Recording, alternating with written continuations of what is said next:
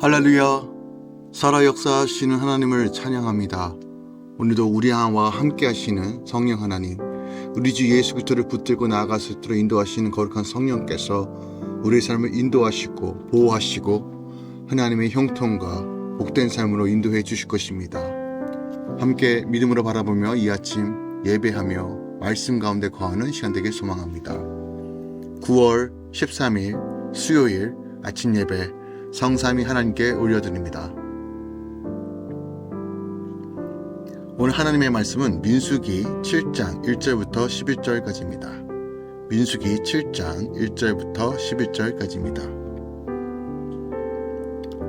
모세가 장막 세우기를 끝내고 그것에 기름을 발라 거룩히 구별하고 또 그 모든 기구와 제단과 그 모든 기물에 기름을 발라 거룩히 구별한 날에 이스라엘 지휘관들 곧 그들의 조상의 가문의 우두머리들이요 그 지파의 지휘관으로서 그 계시함을 받은 자의 감동된 자들이 헌물을 드렸으니 그들이 여호와께 드린 헌물은 덮개 있는 수레 6대와 소 12마리니 지휘관 2사람의 수레가 하나씩이요 지휘관 1사람의 소가 1마리씩이라 그것들은 장막 앞에 드린지라. 여호와께서 모세에게 말씀하여 이르시되 그것을 그들에게 받아 레위인에게 주어 각기 직임대로 회막 봉사에 쓰게 할지니라. 모세가 수레와 소를 받아 레위인에게 주었으니 곧 게르손 자손들에게는 그들의 직임대로 수레 2과 소 4마리를 주었고 무라리 자손들에게는 그들의 직임대로 수레 4과 소 8마리를 주고 제사장 아론의 아들들 이다말에게 감독하게 하였으나 고앗 자손에게는 주지 아니하였으니 그들의 성소의 직임은 그 어깨로 매는 일을 하는 까닭이었더라. 제단에 기름을 바르던 날에 지휘관들이 제단의 봉헌을 위하여 헌물을 가졌다가 그 헌물을 제단 앞에 드리니라. 여호와께서 모세에게 이르시기를 지휘관들은 하루 한 사람씩 제단의 봉헌물을 드리지리라 하셨더라.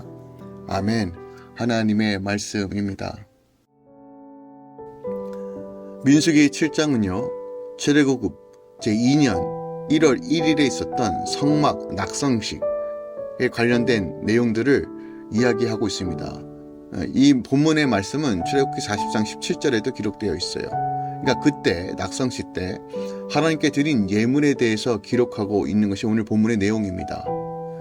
그중 특별히 이스라엘 족장들이 성막 낙성식 날에 본격적인 가나안 행군을 앞두고 행군 시 성막 운반에 필요한 도구를 드린 사실 및 그것에 대한 배분에 대한 말씀이 오늘 본문의 내용이에요.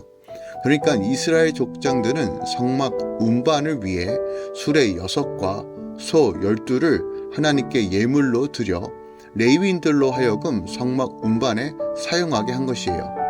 이때 모세는 족장들이 드린 예물을 이 동시에 레위인의 직임에 쓰이도록 분배하였는데 당시 고앗 자손에게는 아무것도 주지 않습니다. 그것은 고앗 자손이 이 동시에 맡은 것을 모두 어깨에 메어 운반할 것들 뿐이었기 때문입니다.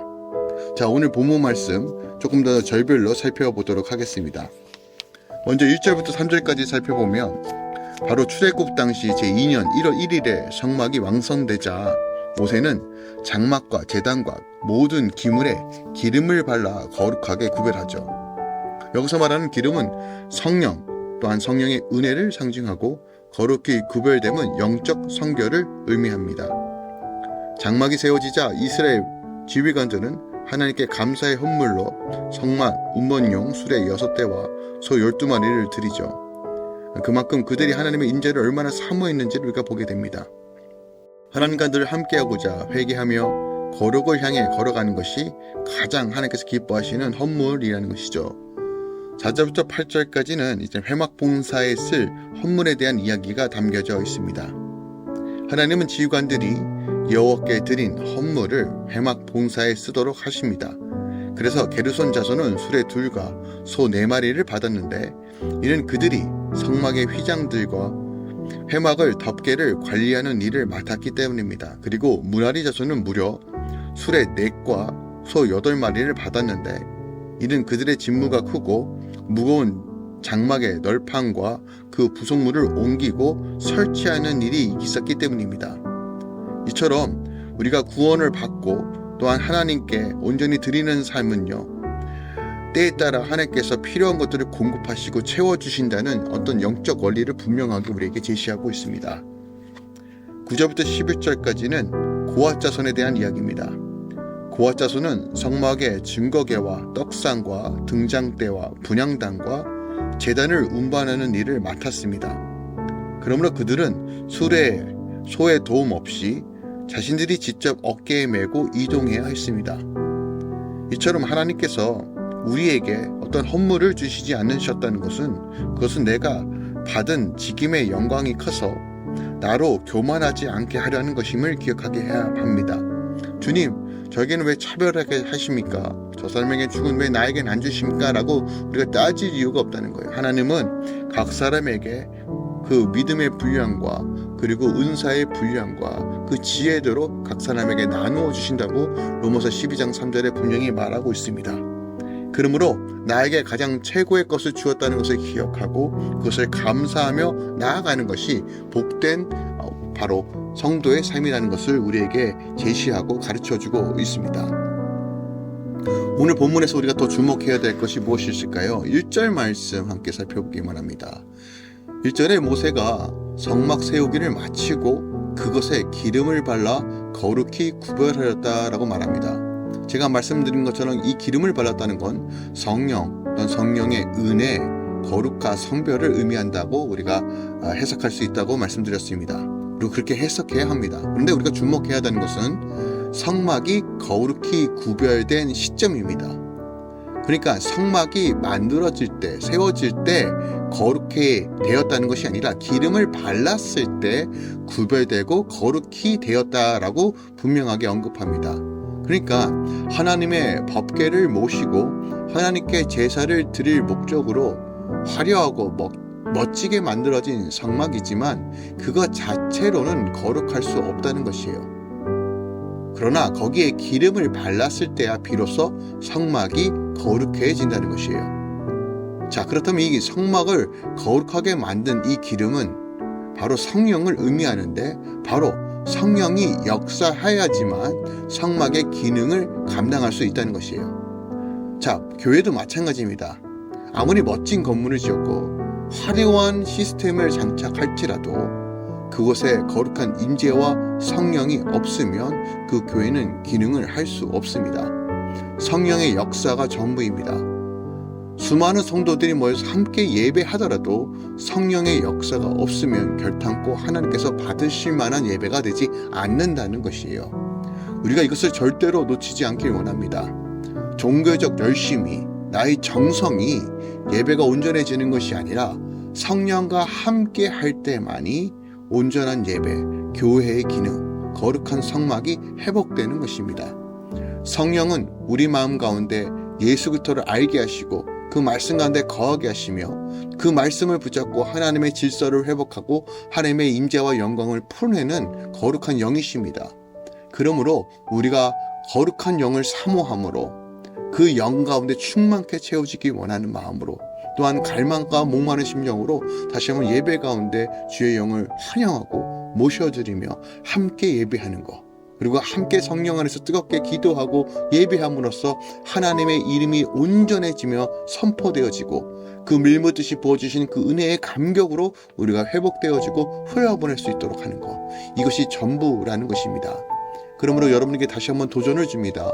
성령 하나님을 환영하시고 모셔드리며 모든 예배적 삶 가운데 주님과 동행하는 삶을 꿈꾸시고 다시 한번 실천하시길 예수 그리스도로 축원드리고 부탁드립니다. 또한 7절과 8절을 보면요, 게르손 자손들에게는 직임대로 수레 둘과 소 4마리를 주고 무라리 자손에게는 그 직임대로 수레 4과 소 8마리를 주었다라고 말합니다. 즉 필요한 만큼 은사를 부어주신다고 명확하게 이야기합니다. 하나님을 섬기기 위해, 하나님 나라를 세워가기 위해 하나님께서는 각 사람에게 필요한 분량만큼 분명하게 주십니다. 제가 앞서 말씀드린 것처럼 우리가 남들과 비교할 게 없습니다. 하나님은 그의 백성들에게 가장 필요하고 가장 완벽한 것을 주십니다. 우리가 그것을 믿음으로 바라볼 때, 그리고 그 믿음으로 나아갈 때 하나님께서 우리에게 맡겨주신 그 사역을 온전하게 감당할 수 있는 것입니다. 재정을 푸시는 것도 하나님이십니다. 환경을 여시는 것도 하나님이십니다. 때로는 막으시는 것도 하나님이십니다. 나라를 일으키시도 하시며 망하게도 하시며 어떤 자를 부하게도 하시고 또한 그것을 빼앗는 것도 다 하나님의 주권과 섭리 안에 있습니다. 기억해야 될 것은 우리가 하나님의 뜻 가운데 그 질서 가운데 걸어가는 것입니다. 하나님은 완벽하게 채우시고 완벽하게 풀어내십니다. 아무리 많은 재능과 능력이 있다 할지라도 감사하지 못하고 불평과 불만을 하면 하나님께서는 그것을 사용하지 못하도록 때로는 모든 환경을 막으시기도 하신다는 것입니다. 그러므로 내게 주신 은혜를 늘 기억하고 감사하며 주님의 나라와 내 삶 가운데 온전히 드러날 수 있도록 늘 갈망하시고 지혜를 구하십시오. 그 필요한 만큼 주시는 그 지혜와 그 능력은 믿음의 영역에서 함께 풀어지는 것입니다. 그러므로 그것을 감당할 수 있는 믿음과 지혜를 주님께 갈망하며 내 삶 가운데 하나님의 영광이 온전히 드러나기를 선포하십시오. 오늘도 주님께서 여러분 삶 가운데, 우리 삶 가운데, 또한 이 아침 함께 말씀을 나누는 모든 성도들의 삶 가운데 하나님께서 이루시고 뜻하신 것들을 분명하게 제시하시고 열어주실 것입니다. 그러므로 오늘도 함께 갈망하며 성령 안에서 주님 나와 함께 하심을 기대합니다.